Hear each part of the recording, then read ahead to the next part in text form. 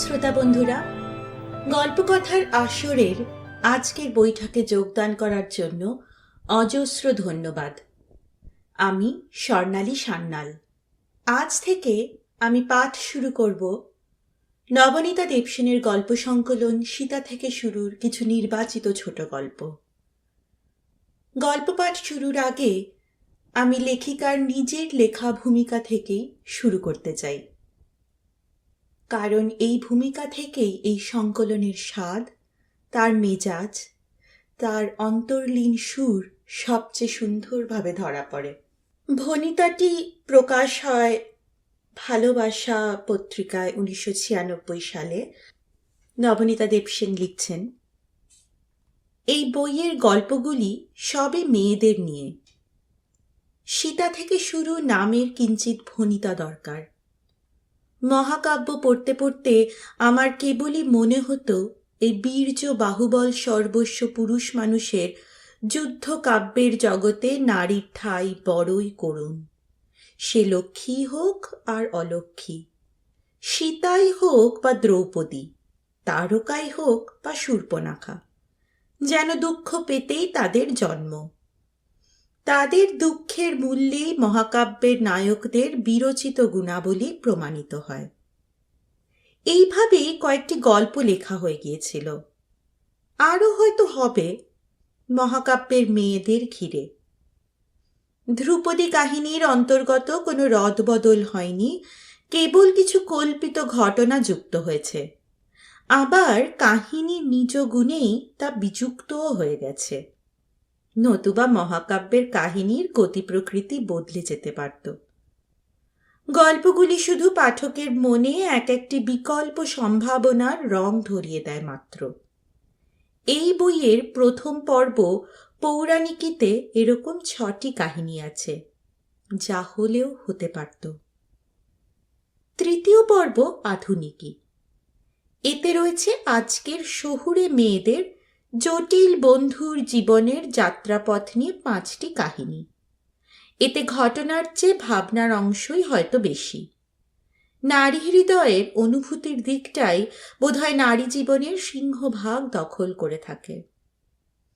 আর এই 2 পর্বের মধ্যে সেতুবন্ধের মতো রয়েছে মধ্যবর্তী দ্বিতীয় পর্ব মাতৃয়ার্কি, মাতৃ প্লাস ইয়ার্কি, অথবা ম্যাট্রিয়ার্কি, দুটোই ধরতে পারেন।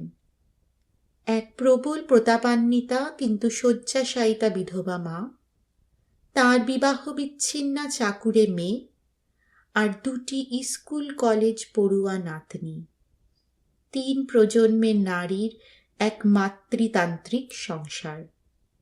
পুরুষবিহীন একক নারীর ঘর সংসার মাত্রেই যে বিবর্ণ মলিন সুখহীন নিশিদিন হয় না, উজ্জ্বল মননশীল ব্যস্ত মায়াবী হাসি ঝলমলেও হতে পারে, তারই ছোট্ট ছোট্ট 12টি চিত্রও এখানে রইল। আমার মা গল্পগুলি পড়ে রাগ করতে পারেননি, যদিও তাকে নিয়েই সব ইয়ার্কি, কেননা এতে একটি চিত্র কাল্পনিক নয়। প্রথম ও তৃতীয় পর্বে যেমন আবার সবই কাল্পনিক পরিস্থিতি। গল্পগুলি রচনার অথবা প্রকাশের ক্রম অনুসারে সাজানো হয়নি। আমি যে কোনো লেখায় লিখে ফেলে রাখি, অনেক কাটাকুটির পর হয়তো ছাপতে দিই, আবার ছাপারও অনেক বছর পরে গ্রন্থে সংকলিত হয়।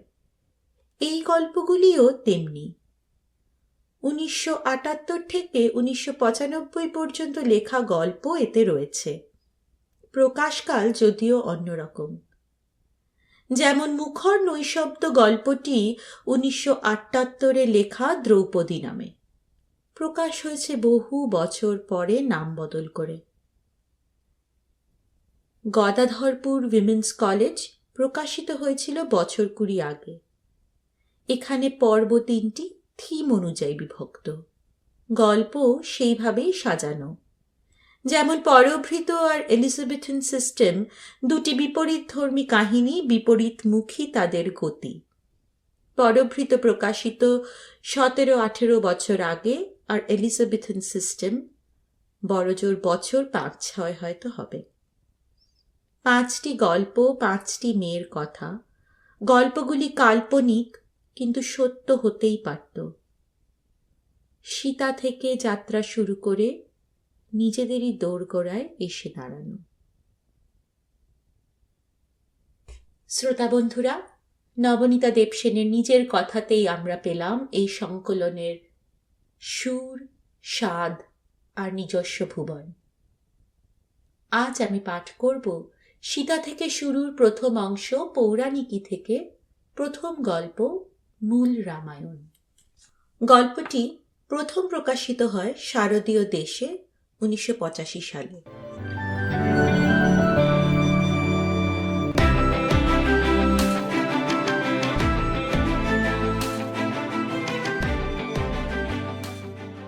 সেই সত্য যা রচিবে তুমি, ঘটে যা তা সব সত্য নহে। সুগ্রীব বললেন, সার্থক তুমি হবেই।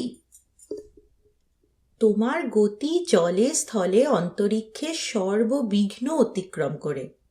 তুমি নীতিজ্ঞ, বল বুদ্ধি বীর্য কোনোটাতেই তোমার তুলনীয় কেউ আমাদের মধ্যে নেই।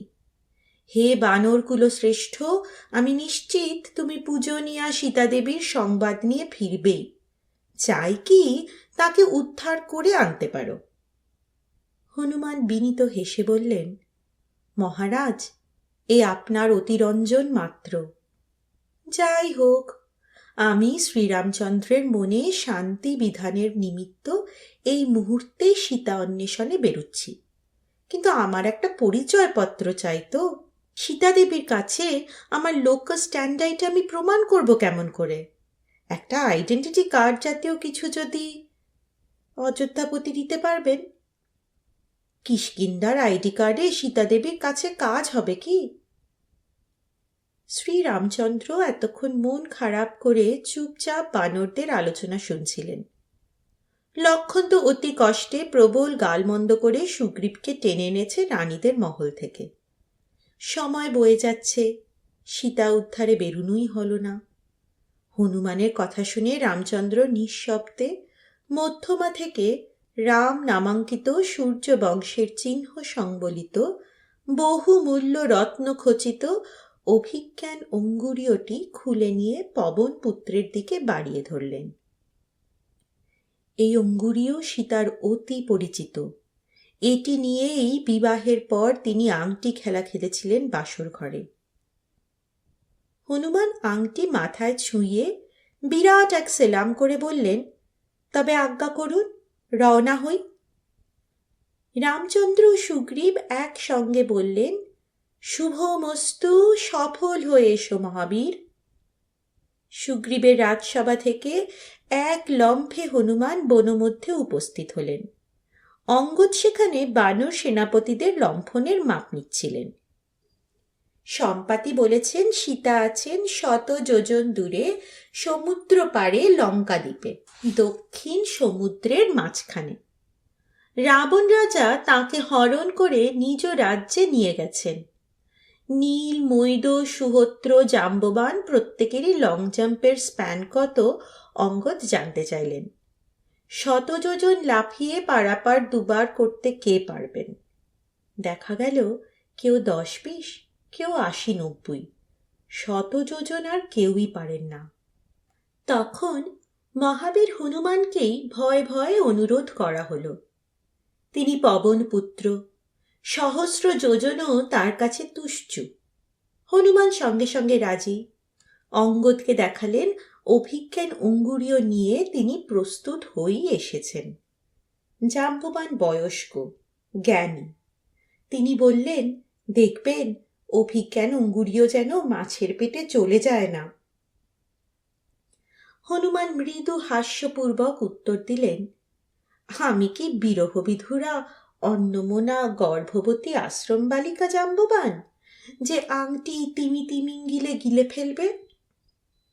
বয়োবৃদ্ধ বানরদের নমস্কার করে আকাশের সূর্য, চন্দ্র, পবন দেব, অগ্নি, বরুণ, ধরিত্রী, সমুদ্র ও শ্রীরামচন্দ্রকে প্রণাম করে হনুমান তো রেডি হতে লাগলেন।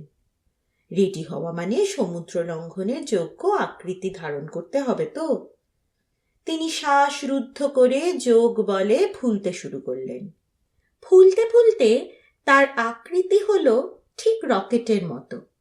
তখন তিনি জয় রামচন্দ্র বলে শূন্যে ঝাঁপ দিয়ে পড়লেন। কিন্তু মহেন্দ্র পর্বত তো কেপ কেনেডি নয় যে রকেটের টেক অফ করা সহ্য করতে পারবে। সেই প্রবল ইম্প্যাক্টে চরচর করে মহেন্দ্র পর্বতের বৃক্ষরাজি সমূলে উৎপাটিত হয়ে হনুমানের পিছু পিছু শূন্যে ধাবিত হল। পাথর ফেটে উষ্ণ স্রোত উচ্ছ্রিত হল, শিলাখণ্ড উৎক্ষিপ্ত হল, হেইয় বলে তো হনুমান শূন্যে ভেসে গেলেন। সেই সুমহান দৃশ্য দেখে দেব দানব গন্ধর্ব কিন্নর মুনি ঋষি সকলে ক্যা বাত বলে হাততালি দিয়ে পুষ্পবর্ষণ করতে লাগলেন। অঙ্গদ ও অন্যান্য বানরবৃন্দ তখন মহানন্দে ফুল কুড়োতে শুরু করলেন। আকাশ থেকে বর্ষিত সেই ফুলের নাম আকাশ কুসুম। হনুমান তখন অনুকূল পবনের আশ্রয় অর্থাৎ স্নেহময় পিতৃক্রোড়ে নিশ্চিন্ত নির্ভার উড়ে গিয়ে হুশ করে সোজা লঙ্কাদ্বীপের উপকূলে নামলেন। পাসপোর্ট ভিসার ব্যাপার তখনও ছিল, কিন্তু নামটা আলাদা। লঙ্কার দ্বার রক্ষা করতেন শ্রীমতী লঙ্কা দেবী। তিনি লঙ্কার অধিষ্ঠাত্রী দেবী এবং লঙ্কার রক্ষয়িত্রী। তার সঙ্গে যুদ্ধে জয়ী না হয়ে লঙ্কায় প্রবেশ করা অসাধ্য। অর্থাৎ প্রকৃতপক্ষে তিনি লঙ্কার ইমিগ্রেশন অফিসার। ৮২ শিক্কার এক হনুমানি থাপ্পড়ে লঙ্কা দেবীকে মুহূর্ত মধ্যে ভুলুণ্ঠিতা করে হনুমান শীষ দিতে দিতে লঙ্কায় ঢুকলেন। গালে হাত বুলুতে বুলুতে লঙ্কা দেবী টের পেলেন এবার লঙ্কার শেষের দিন সমাগত। কিন্তু তিনি কাউকে সতর্ক করতে পারলেন না, কেননা তার ওয়াকি টকি ছিল না। কাসাবিয়াঙ্কার মতো তিনি নিজের স্টেশনে ফিক্সড হয়ে রইলেন। স্বর্ণ লঙ্কায় ঢুকে হনুমান বিস্ময় হতবাক, রুদ্ধশ্বাস। শীষ পর্যন্ত বন্ধ হয়ে মুখ হাঁ হয়ে গেল। কিষ্কিন্ধা নগরীর ধনদৌলত কম নয়, কিন্তু স্বর্ণ লঙ্কার সঙ্গে তুলনীয় একমাত্র ইন্দ্রসভা আর ময় দানব নির্মিত পাণ্ডবদের হস্তিনাপুরের রাজপ্রাসাদ। তার কোনোটাই হনুমান দেখেননি। তিনি তো রাজবাড়ি দেখার আগে রাস্তাঘাট, পার্ক আর মাল্টিস্টোরির বিমানগুলি দেখেই পরমাশ্চর্য। সোনার তৈরি ঘরবাড়ি, কি তার এলিভেশন, কি তার আর্কিটেকচারাল এক্সেলেন্স! হনুমান ভুলেই গেলেন তিনি কেন এসেছেন। নিজেকে ট্যুরিস্ট মনে করে তিনি হালকা মেজাজে ঘুরে বেড়াতে লাগলেন। এমন সময় রাজপ্রাসাদের সামনে এসে তিনি এক লাফে পাঁচিল ডিঙিয়ে অভ্যন্তরে প্রবিষ্ট হলেন এবং সীতার খোঁজ শুরু করলেন।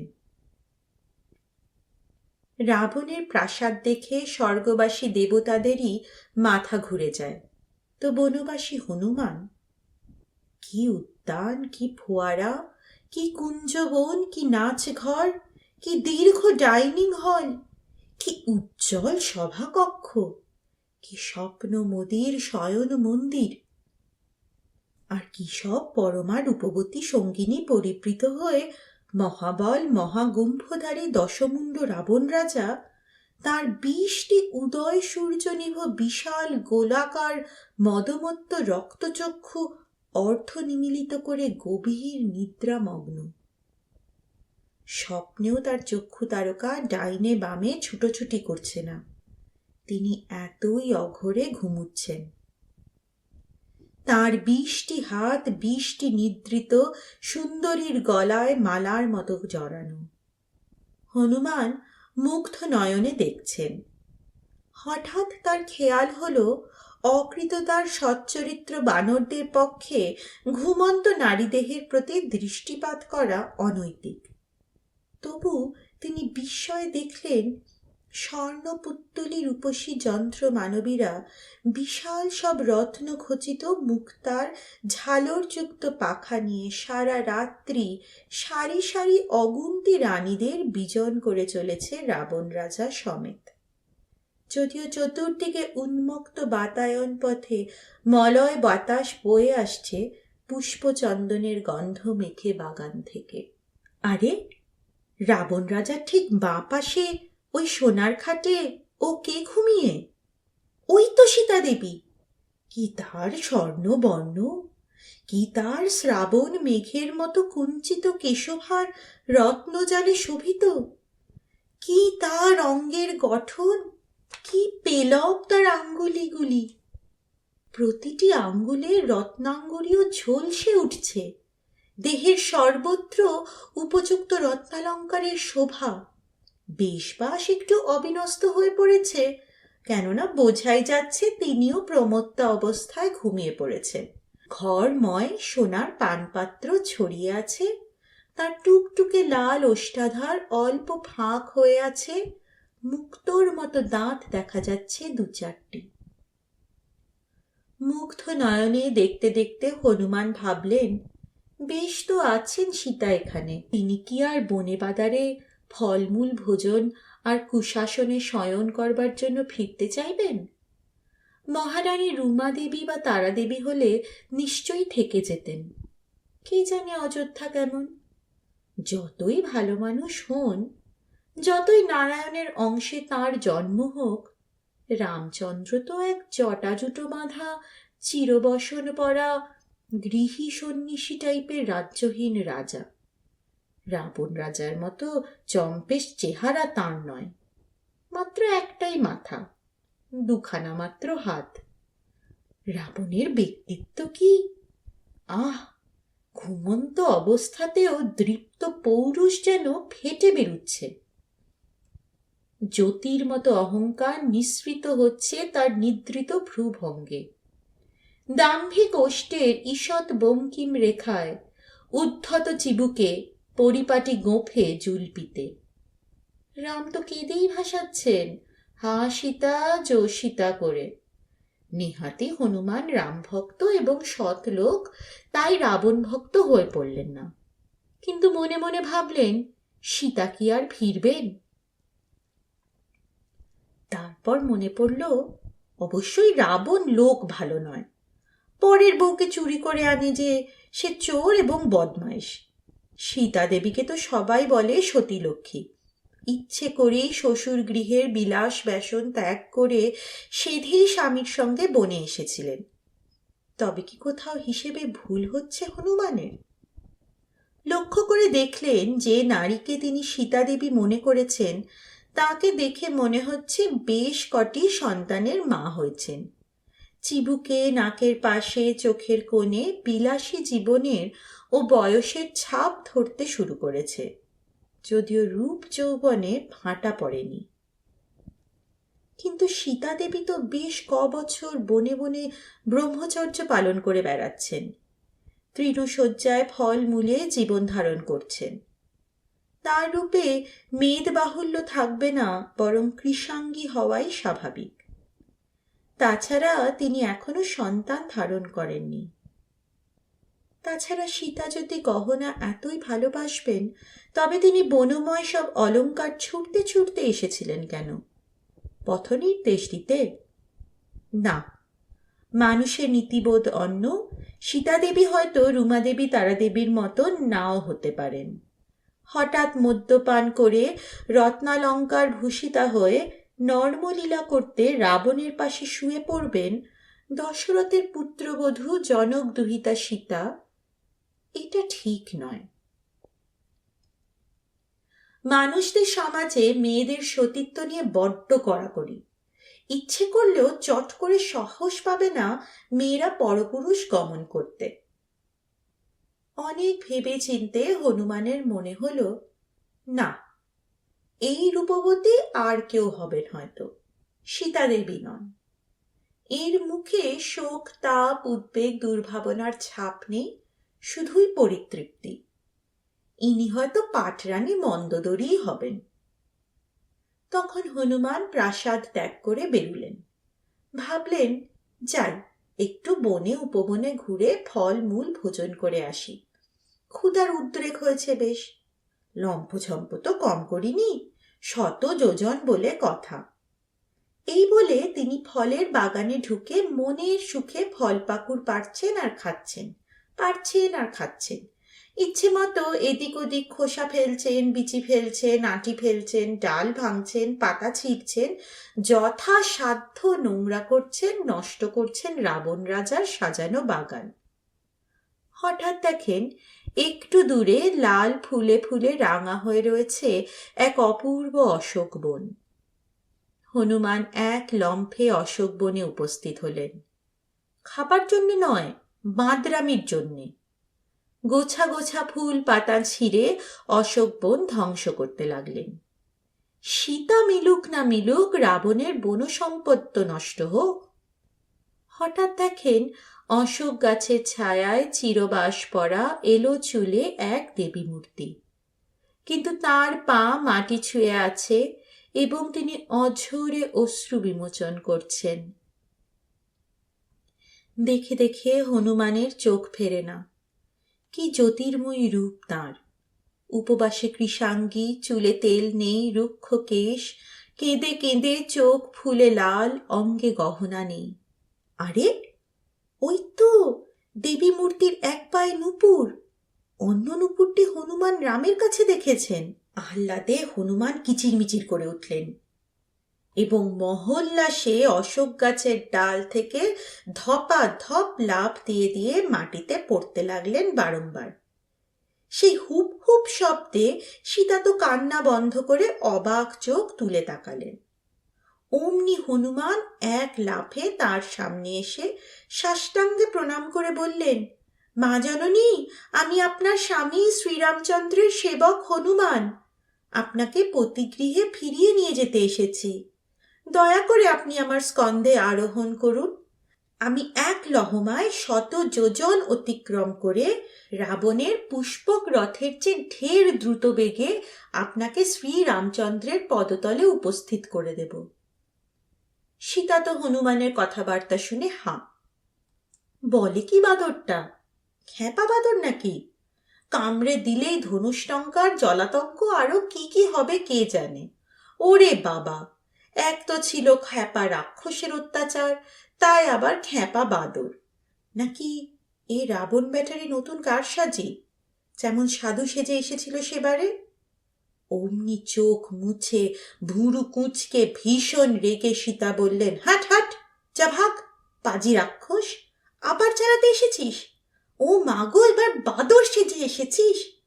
তোর মায়াতে আমি আর ভুলি? হায় পতি শ্রীরামচন্দ্র, হায় দেবর লক্ষণ, তোমরা কোথায়? তখন হনুমান মৃদু হেসে বললেন, হে দেবী, বৃথা বিভ্রান্ত হবেন না। আমি যথার্থই বানরী অঞ্জনার গর্ভজাত পবনপুত্র শ্রী হনুমান। এই দেখুন, এই অঙ্গুরীয়টি কি আপনি চিনতে পারেন? আংটি হাতে করে সীতা আহ্লাদে হাপুস নয়নে কাঁদতে বসলেন। এর নাম আনন্দাশ্রু। হনুমানও সৌজন্যবশত তাতে যোগ দিলেন। খানিক আনন্দাশ্রুপাতের পর সীতা রাম লক্ষণের কুশল প্রশ্ন করলেন। সৌজন্য বিনিময়ে সাঙ্গ হলে হনুমান বললেন, মা জননী, আর বিলম্ব নয়। চেরিদের নিদ্রাভঙ্গ হলে বৃথা যুদ্ধে কালক্ষেপ করতে হবে। ভয় নেই, আমার ঘাটটি ধরে শক্ত হয়ে পিঠে বসুন। শ্রীরামচন্দ্র বড়ই অস্থির হয়ে রয়েছেন। আপনার জন্য উদ্বেগে তার স্নানাহার নেই, নিদ্রা বিশ্রাম নেই। শুধু একবার করে লক্ষণকে ধমকাচ্ছেন আর একবার করে হাহাকার করছেন। বেশি দেরি করলে তার মস্তিষ্ক বিকৃতি ঘটাও অসম্ভব নয়। সীতাদেবী তাই শুনে কাল বিলম্ব না করে গাছ কোমর বেঁধে, তবে চলো বৎস হনুমান, বলে উঠে বসলেন। হনুমানও যোগ বলে পুনরায় রকেট আকৃতি হয়ে হেইয় বলে টেক অফ করলেন। হনুমানের সেই অমানসিক উলম্ফনে যে প্রচণ্ড বায়বীয় সংঘর্ষ হল আকাশে বাতাসে, সেই এলোমেলো বায়ুচাপের ফলে স্বর্ণলঙ্কায় অকস্মাৎ আগুন ধরে গেল। অশোক বৃক্ষগুলি উৎপাটিত হয়ে শূন্যে ছুটল। ভিত্তিপ্রস্তর নড়ে গিয়ে 7 তলা বিমান বিল্ডিংগুলি শূন্যে উৎক্ষিপ্ত হল। লঙ্কা নগরীতে হাহাকার পড়ে গেল। কেউ বুঝতেই পারল না কি হয়েছে। কেউ বলে ভূমিকম্প, কেউ বলে উল্কাপতন, কেউ বলে সুপ্ত আগ্নেয়গিরি জাগ্রত হয়েছে, নাকি কোনো অস্ত্র কারখানায় বিস্ফোরণ ঘটেছে। লঙ্কায় তো অন্তর্ঘাতমূলক কাজকর্ম হয় না, সেখানে সবাই সুখী। রাবণ রাজত্বে কারোর দৈন্য দারিদ্র দুঃখ তাপ নেই। যা কিছু অন্যায় অত্যাচার সব অন্যদের রাজত্বে গিয়ে করে আসেন প্রজাপালক রাজা রাবণ। এদিকে হনুমান তো নিজের চারিপাশে মায়াময় বাষ্পজাল বুনে নিয়েছেন, যাতে মা জননী সীতাদেবী দৃশ্যমানা না হন। তারপর মুহূর্ত মধ্যে সমুদ্র পার হয়ে তিনি এসে মহেন্দ্র পর্বতে অবতরণ করলেন। শতযোজন তার অকল্পনীয় বেগের কাছে কিছুই নয়। মহেন্দ্র পর্বতের চূড়ায় তাকে বিদায় দিয়ে মহাবল বানরগণ তখনও ফিরে যাননি। তারা এরই মধ্যে হনুমানকে প্রত্যাবর্তন করতে দেখে আহ্লাদে আটখানা হয়ে কিলকিলা রব শুরু করে দিলেন। অত্যুজ্জ্বল বাষ্পজালে আচ্ছাদিতা সীতাদেবীকে দেখে যেতে তো তাদের উল্লাস শত গুণ বৃদ্ধি পেল, এবং তাদের চিৎকারে মহেন্দ্র পর্বতের সব পক্ষীকুল বন ছেড়ে উড়ে গেল। ছোট ছোট জীবজন্তুরা ভয় পেয়ে ইতস্তত ছুটোছুটি করতে লাগলো, এবং বৃহৎ জন্তুরা গুহা মধ্যে প্রবিষ্ট হল। বানররা পরস্পরের দীর্ঘ লাঙ্গুল চুম্বন পূর্বক নৃত্যগীতে মেতে উঠলেন। আকাশ পথে আবার দেব দানব গন্ধর্ব কিন্নর ইত্যাদি ইত্যাদি আবির্ভূত হয়ে পুষ্পবৃষ্টি করলেন। যুবরাজ অঙ্গদ তখন বানরদের ধমকে বললেন, চন্দন কাঠের পালকি বানাও। সেই পালকি করে সীতাকে নিয়ে বানররা শোভাযাত্রা করে সুগ্রীবের সভায় শ্রীরামচন্দ্রের সন্নিকটে চললেন। অহ, কি মধুর মিলন দৃশ্য!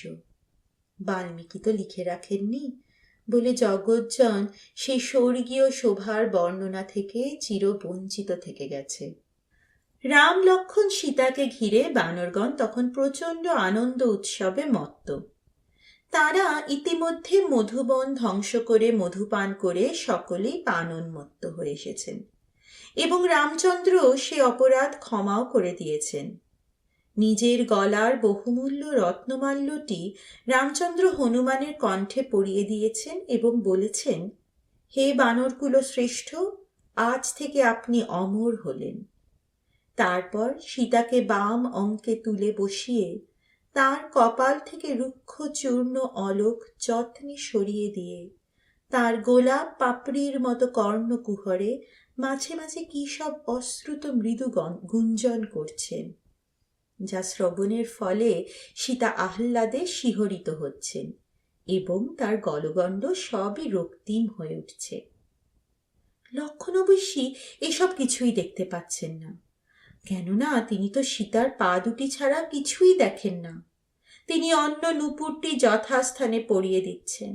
হেনকালে সেই মধুময় মুহূর্তকে দীর্ণ বিদীর্ণ করে একটি বাল্মীকের স্তূপ সহসা নড়ে উঠল, এবং তদ্ভন্তর থেকে ক্রোধন্মত্ত বাল্মীকি মুনি নির্গত হয়ে যৎপর নাস্তি রোষ কষায়িত রক্তলোচনে কূট ভাষণে শ্রীরামচন্দ্রকে ধিক্কার দিতে লাগলেন।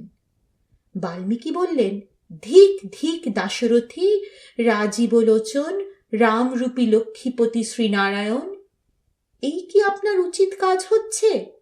মনুষ্য অবতার হয়ে জন্মেছেন বলেই কি মানুষী সংসার আপনার দৈব চরিত্রে এতই গভীরে প্রবেশ করেছে যে আপনি বিস্মৃতই হয়েছেন আপনার মনুষ্য জন্ম নেবার উদ্দেশ্যটা কি ছিল? রাবণের দ্বারা সীতাহরণ করানোরই বা উদ্দেশ্যটা কি ছিল? কেঁদে কেটে একসা হয়ে শেষকালে কিনা একটা বাঁদরকে দিয়ে সীতা উদ্ধার করিয়ে এনে আহ্লাদে আটখানা হয়ে সাত তাড়াতাড়ি প্রেম কুজন শুরু করেছেন। বলি, এবারে রাম রাবণের যুদ্ধটা তবে হবে কেমন করে শুনি? সেই কৃত যুগ ত্রেতা যুগ 2 যুগ ধরে যে মহাযুদ্ধের প্রস্তুতি চলেছে স্বর্গে মর্তে পাতালে, যার জন্য ব্রহ্মা বিষ্ণু মহেশ্বরকে 10 মাথা এক করে প্ল্যান করতে হয়েছে, সেই যুদ্ধটারই তো মূলে হাত করে ছেড়ে দিয়েছেন এই ব্যাটা অতিপক্ষ ওভার স্মার্ট বাদর। ধরিত্রী যে রাবণের পাপে ডুবু, এখন ধর্ম সংস্থাপনই বা হবে কেমন করে? আমি বা রামায়ণ লিখব কি করে? রাম লজ্জায় অধোবদন দেখে মুনি এবার সীতাকে নিয়ে পড়লেন। আর আপনাকেও সত্যি বলিহারি যাই মা সীতা দেবী। সুলক্ষণা রাজকন্যা রাজবধূ হয়ে একটা সামান্য মুখ পোড়া হনুমানের গলা ধরে ঝুলে পড়তে আপনার লজ্জা ঘেন্না হলো না? পরপুরুষের স্পর্শে আপনার কি পাপের ভয়ও করল না? নাকি সেসব রাক্ষসের খপ্পরে পড়ে? সীতা দেবী তো রামচন্দ্রের মতো ভালো মানুষ নন। তিনি আগুনের মতো ফোঁস করে উঠলেন। মুখ সামলে কথা বলবেন ঋষিমশাই। জানোয়ারের আবার পুরুষ মানুষ কি? বাদর কি মানুষ? পিতৃগৃহে কত অশ্বপৃষ্ঠে ভ্রমণ করেছি কেবলমাত্র ব্যায়ামের উদ্দেশ্যে, তাতে পাপ হয়নি। শ্বশুর গৃহে কত হস্তি পৃষ্ঠে ভ্রমণ করেছি বায়ু সেবনের উদ্দেশ্যে, তাতেও পাপ হয়নি। আজ আমি বানর পৃষ্ঠে শত্রুর গৃহ থেকে পলায়ন করেছি এবং স্বামীর কাছে প্রত্যাগমন করেছি, তাতেই পাপ হয়ে গেছে। কেন? আমি বল্মিকের মধ্যে চাপা পড়িনি বলেই কি আমি নীতিজ্ঞা নই? অজনিজা কন্যাকে সামান্য রমণী ভাববেন না মুনিবর। একটু সাবধানে বাগ বিস্তর করবেন। মনে রাখবেন আমারও জন্ম লক্ষ্মীর অংশে। আজ যে হনুমানের কাঁধে আমি চড়েছি তিনি আমার পুত্রবত, আমাকে জননী সম্বোধন করেন। হায় সংস্কার! আজ উইপোকার কল্যাণে আপনি মুনি ঋষি বনে গেলে কি হবে? ছিলেন তো সেই চোর ডাকাতি। মনের মালিন্য আপনার কাটেনি মুনিবর। অঙ্গার শতধৌতনে ইত্যাদি। সীতার পাণ্ডিত্যপূর্ণ ধমক খেয়ে বাল্মীকি কি বলবেন ভেবে পেলেন না। রাগে তার বাক রোধ হয়ে গেল। তিনি তোতলাতে শুরু করলেন। রামচন্দ্র দেখলেন সর্বনাশ। মহাকবি যদি তোতলা হয়ে যান তবে তো আদিকাব্য রচনাই হবে না। তিনি তাড়াতাড়ি ব্যাকুল স্বরে বলে উঠলেন, থাক থাক ওসব কথা। তাহলে সীতা, বলো তো দেখি এখন কি করি? সত্যি তো আমারই কথা ছিল তোমাকে উদ্ধার করতে গিয়ে রাবণকে সব অংশে নির্ধন করে স্বর্গে মর্তে পাতালে সনাতন ধর্ম পুনঃস্থাপন করার। রাবণের পাপে সৃষ্টি ডুবু। এখন কি হবে? কসমিক অর্ডার নষ্ট হতে চলেছে, সব যে ভণ্ডুল হয়ে গেল। ধনুকের মতো ভুরু দুটিকে খড়গের মতো বক্র করে সীতা বললেন, ভণ্ডুলের কি আছে আর্যদেব? ওই উইপোকার মুনির কথা ছাড়ুন তো আপনি নাথ। সব ঠিক করে দিচ্ছি। একটু ভুল না হয় হয়েই গেছে, তা বলে সেটা সংশোধন করা যাবে না কেন? মহেন্দ্র পর্বত আর অশোকবন তো এইখান থেকে এইখানে, উঠলুম আর নাবলুম, চোখের পলকে পৌঁছে যাব। চলো তো বৎস হনুমান, আরেক বাটি তোমার পিঠে চড়ে বসি। আর সে চেরিগুলো নিশ্চয়ই এখনো ঘুম থেকে ওঠেনি। তাড়াতাড়ি যাবেন কিন্তু প্রভু, অকারণ দেরি করো না যেন, দেবর লক্ষণ। চলো বৎস, ফিরে যাই। বলি সীতা বাল্মীকির দিকে অবজ্ঞার চাউনি দিয়ে মুখ ঘুরিয়ে নিলেন। যথা আজ্ঞা মা জননী, জয় হোক শ্রীরামচন্দ্রের। বলে সর্বশক্তি সংহত করে আরও একবার যোগ বলে স্পেস রকেট আকৃতি হয়ে হনুমানজি আকাশে উড্ডীন হলেন। এবার শ্রীরামচন্দ্রের পূর্ণ উপস্থিতির কারণে গাছ পাথর সবকিছুই সস্থানে রইল। বানরগণ উড্ডীয়মান হনুমানের দিকে সাদা রুমাল নেড়ে বলতে লাগলেন, শুভ হোক যাত্রাপথ। বাল্মীকি দাঁতে দাঁত চেপে সব দেখলেন আর মনে মনে বললেন, বড্ড তেজি মেয়ে মানুষ না? আচ্ছা, আমিও মহাকবি বাল্মীকি, দেখে নেব। স্বামীর কোলে বসে মিষ্টি মিষ্টি কথা শোনা হবে হবে। তোমার কি হাল করি তুমি দেখো। একেবারে আমার সেই ক্রঞ্চির অবস্থা করে ছেড়ে দেব। কলম যার হাতে ভবিষ্যৎ তার হাতে। তারপর তো সবাই জানি সীতার কি কি হয়েছিল।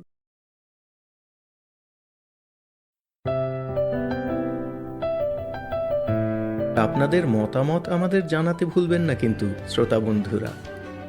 আমাদের ওয়েবসাইট গল্পকথার আসর .org,